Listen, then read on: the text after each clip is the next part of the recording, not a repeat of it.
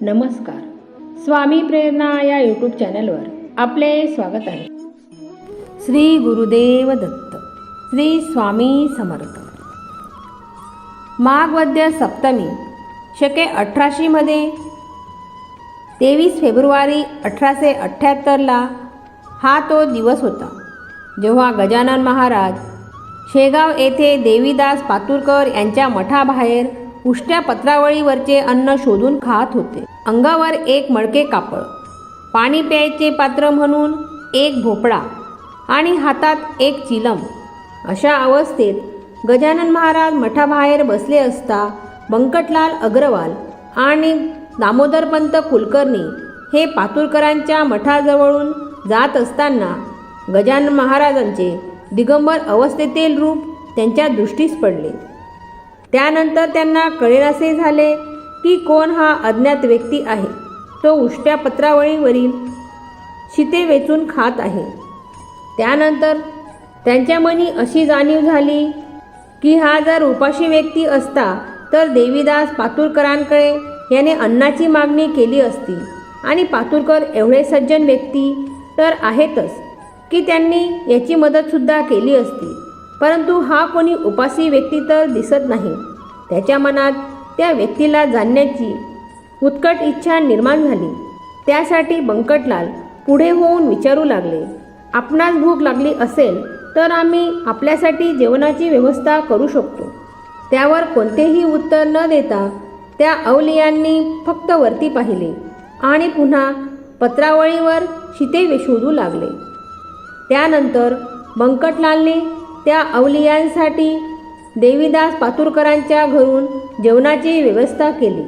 पण सर्व जेवणाचे कालवण करून कोणत्याही प्रकारची चव न घेता त्या अवलियांनी जेवणाचा स्वीकार केला.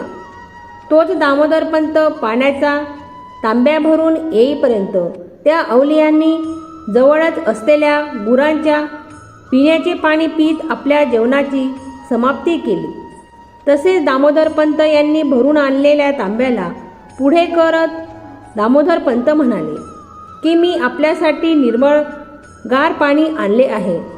त्यावर महाराजांनी त्यांना उत्तर देताना काढलेले हे शब्द, हे अवघे चराचर ब्रह्मे व्याप्त साचर, तेथे गढूळ निर्मळ वसित नीर.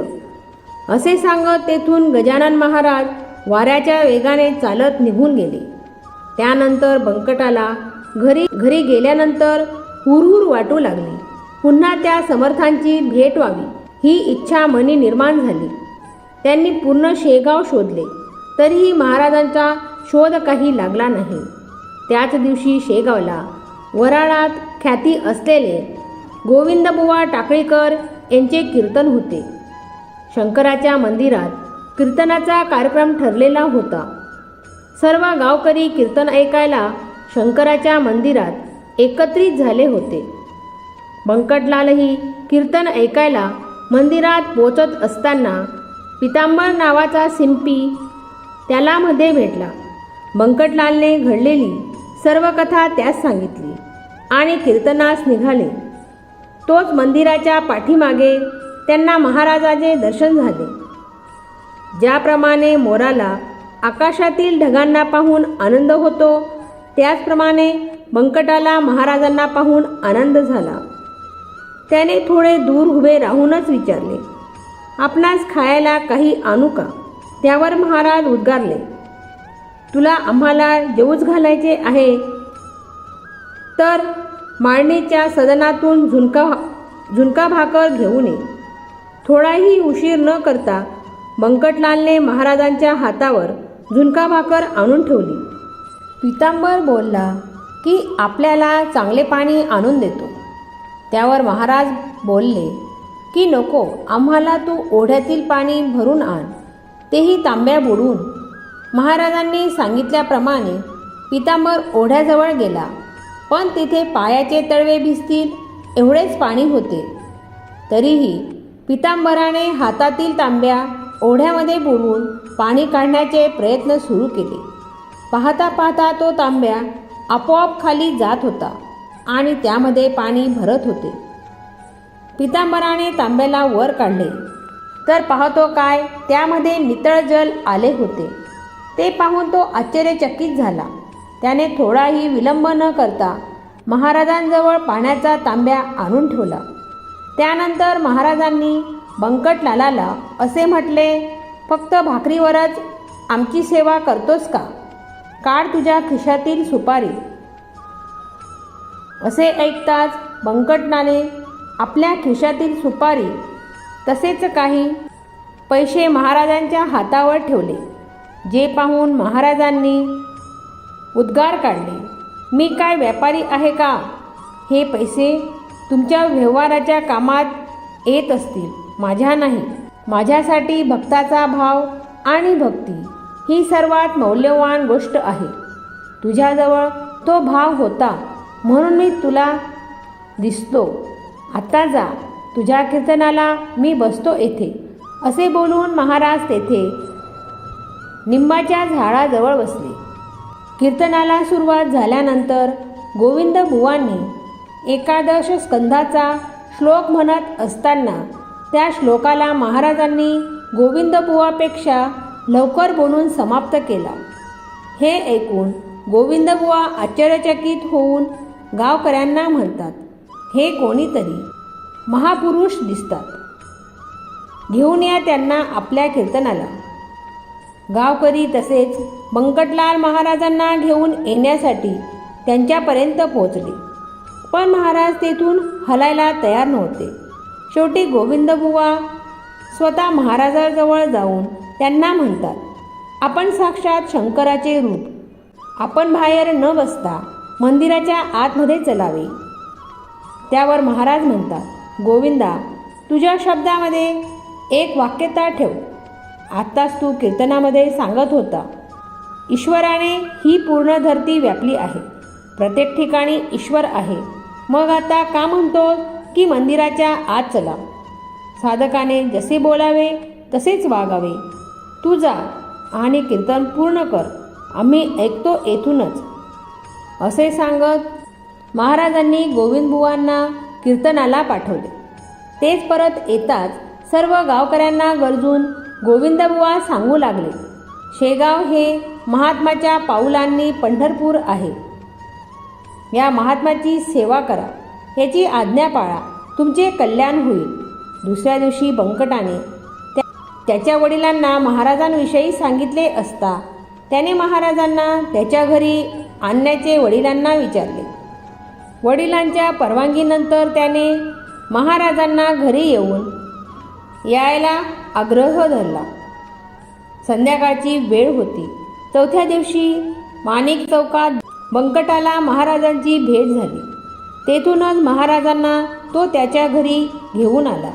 घरी येताच बंकटलालच्या वडिलांनी महाराजांचे दर्शन घेत त्यांना त्यांच्या घरी भोजन करून तेथेच झोपण्याचा आग्रह केला. तेथेच रात्र काढल्यानंतर दुसऱ्या दिवशी बंकटलालच्या घरी महाराजांना स्नान घालण्यात आले. त्या स्नानाचा उल्लेख गणुदास महाराज विजय ग्रंथात या शब्दात साकारतात, घागरी सुमारे 100, उष्णोदकाच्या साचार. अंघोळीनंतर महाराजांना हार वस्त्र घालण्यात आले. दर्शनासाठी गावकरी येत होते. बंकटलालचे घर जणू द्वारकाच झाले होते. 2 दिंड्या विष्णुरायाचा गजर करत तेथे आलेल्या होत्या.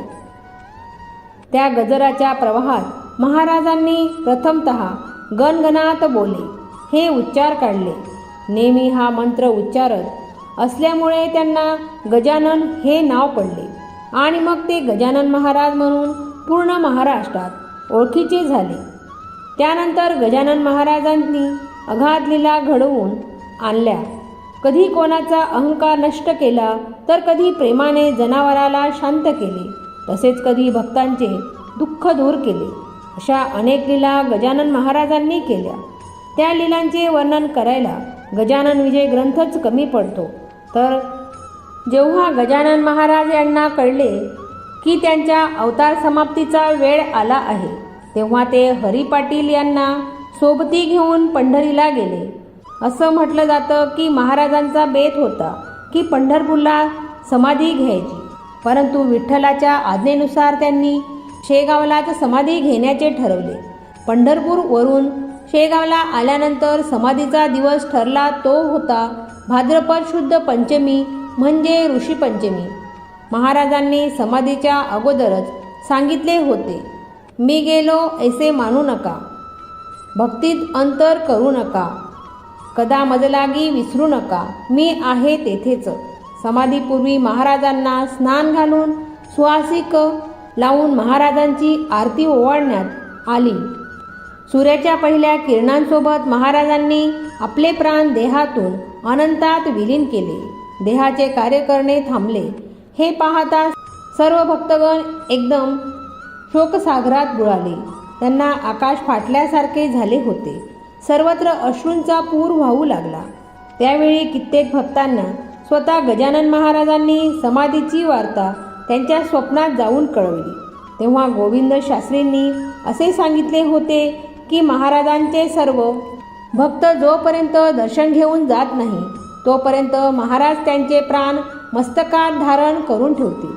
त्यानंतर महाराजांच्या समाधीचा सोहळा हा वर्णनीय झाला. लाखोंच्या संख्येने महाराजांचे भक्त त्या मिरवणुकीचे भागीदार झाले. या रथामध्ये महाराजांचा देह ठेवून संपूर्ण शेगावमधून मिरवणूक काढण्यात आली. लोकांनी महाराजाच्या देहावर गुलाब पुष्प पैसे उधळले. सकाळी पहाटेच मिरवणूक मंदिरात आली. तेथे महाराजांवर पुन्हा अभिषेक झाला. त्यानंतर महाराजांचा देह शास्त्रात सांगितल्यानुसार उत्तर दिशेला देहाचे मुख करून समाधीच्या जागी ठेवला गेला. शेवटी आरती ओवाळून सर्व भक्तांनी जय जयकार केला आणि समाधीला शिळा लावून समाधीची जागा बंद केली. आजही त्या समाधीच्या समोर लाखो भक्तगण नतमस्तक होतात आणि आजही हजारो लोकांना महाराजांची अनुभूती मिळते. गजानन महाराज विषयी कितीही लिहिले तरीही कमीच आहे. त्यांच्या लीला अगाध आहेत. त्यांच्या लीलांचे गुणगान करणे माझ्यासारख्या पामराला शक्यच नाही. म्हणून त्यांचा जयजयकार करताना मी एवढेच म्हणेन, अनंत कोटी ब्रह्मांड नायक महाराज धीराज योगीराज परब्रह्म सच्चिदानंद भक्त प्रतिपालक शेगाव निवासी समर्थ सद्गुरू श्री गजानन महाराज की जय. श्री गजानन महाराज की जय.